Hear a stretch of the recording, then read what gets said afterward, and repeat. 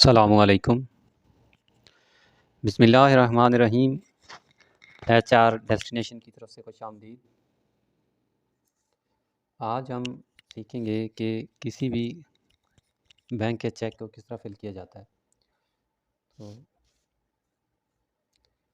मिसाल के तौर पर आपके सामने ये एक चेक है। तकरीबन ओवरऑल सब बैंकों के चेक इसी तरह से होते हैं और हम आज सीखेंगे कि इस चेक को हमने किस तरह फिल करना है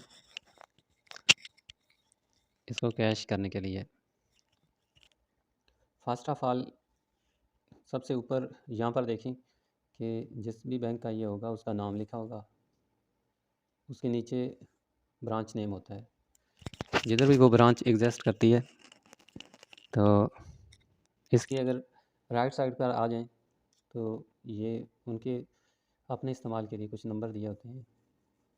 इसी के नीचे आ जाएं, ये एक चीज़ लिखी हुई है डेट। तो यहाँ पर हमने वो डेट लिखनी है जिसको हम ये चेक कैश करवाना चाहते हैं। और इधर लेफ़्ट साइड पर देखें तो सबसे ऊपर की तरफ लिखा हुआ है पे और इसके सामने खाली लाइन है। तो इसमें हमने वो तफसील लिखनी होती है कि हमने इस चेक को क्या करना है। इसको हमने कैश करना है या किसी दूसरे बैंक के अकाउंट में हमने इसको ट्रांसफ़र करना है या दूसरे बैंक के किसी अकाउंट में हम इसको क्लियरिंग के लिए देना चाहते हैं। अगर तो हमने इस चेक को किसी दूसरे बैंक में किसी दूसरे अकाउंट में ट्रांसफ़र करना है तो यहाँ हम पे में वो दूसरे अकाउंट का अकाउंट टाइटल भी लिख सकते हैं। फॉर एग्ज़ाम्पल कि अगर उसका अकाउंट टाइटल है write your account title here और नीचे एक चीज़ दी हुई है रुपीज़। तो यहाँ हमने वो अमाउंट बतानी है लफ्ज़ों में कि जो हम ट्रांसफ़र कराना चाहते हैं या कैश करवाना चाहते हैं। जो भी हम जितनी भी अमाउंट देना चाहें तो यहाँ पे हम वो लिखेंगे। इसमें 2-3 चीज़ें होती हैं और यहाँ पर वो अमाउंट हमने हिस्सों में लिखनी है। मैं आपको ये फिल करके बताता हूँ। तो सबसे पहले हम डेट लिखेंगे, जैसा कि आज डेट है 11 दिसंबर 2022। तो यहाँ गौर से देखें, छोटे छोटे बॉक्सेस बने हुए हैं। अब ज़रूरी नहीं है कि हर किसी का तरीक़ेकार एक जैसा हो। किसी ने बॉक्सेस दिए होते हैं और किसी बैंक ने बॉक्सेस नहीं दिए होते हैं, सिर्फ एक लाइन ही लिखी होती है। तो हमने उनकी पॉलिसी के मुताबिक इसको हल करना है। अगर हम इन बॉक्सेस से कुछ ज़्यादा आगे पीछे लिख देते हैं तो वो गलत सफ़र होगा, वो सही फिल नहीं होगा। तो हमने जो जितने बॉक्सेस दिए हुए हैं उन्होंने उसके हिसाब से ही वो बॉक्सेस बनाए हुए हैं, तो हमने उसके मुताबिक ही इनको फिल करना है। तो ये यहाँ पे डेट वाले बॉक्सेस में डी डाला हुआ है, मंथ वाले बॉक्सेस में एम और ईयर वाले बॉक्सेस में वाई। तो अब हम फिल करते हैं इसको। सबसे पहले हम डेट लिखेंगे।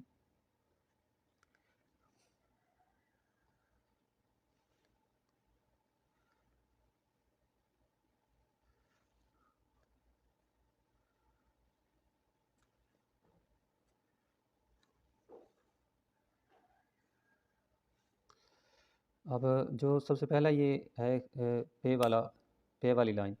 पे में हम इसमें सेल्फ भी लिख सकते हैं और कैश भी लिख सकते हैं। और अगर हम इस चेक को किसी दूसरे बैंक अकाउंट में ट्रांसफ़र कराना चाहते हैं तो हम उस दूसरे बैंक का अकाउंट टाइटल इधर लिखेंगे। लेकिन जब हम इसमें अकाउंट टाइटल किसी दूसरे बैंक का लिख लेंगे, याद रखिएगा कि वो चेक कभी भी कैश नहीं होगा। वो सिर्फ़ उसी बैंक में जो हमने टाइटल लिखा होगा, सिर्फ़ उसी बैंक की उसी अकाउंट में ही वो ट्रांसफ़र हो सकता है, अदरवाइज़ वो चेक बेकार होगा। तो अगर ट्रांसफ़र कराना है दूसरे बैंक में तो यहाँ हमने वो अकाउंट टाइटल लिखना है। और अगर हम खुद कैश कराना चाह रहे हैं या किसी दूसरे पर्सन को हम दे रहे हैं इसको कैश कराने के लिए, तो इसमें हम कैश भी लिख सकते हैं और सेल्फ भी लिख सकते हैं। कैश का मतलब होता है कि कैश करवाना है और सेल्फ का मतलब होता है कि मैं ओनर, यानी कि जिसका अकाउंट है कि वो खुद इसको बैंक से कैश करवा रहा है। तो जो भी आप लिखेंगे वो दुरुस्त होगा, उसमें कोई ऑब्जेक्शन नहीं होगा।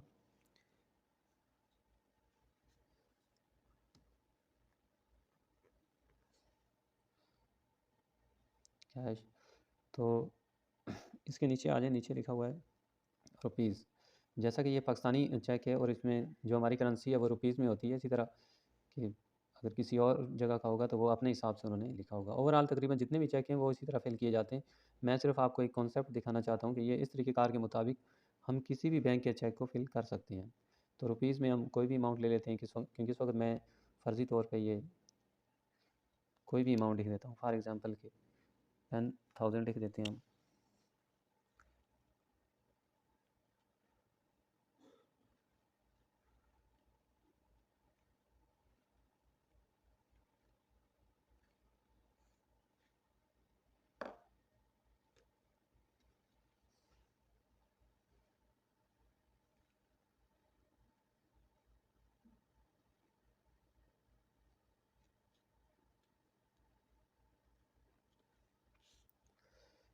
ये लिखने के बाद इसके सामने देखें कि आप एक बॉक्स बना हुआ है, इसमें हमने हिस्सों में वो अमाउंट वंस अगेन लिखनी है।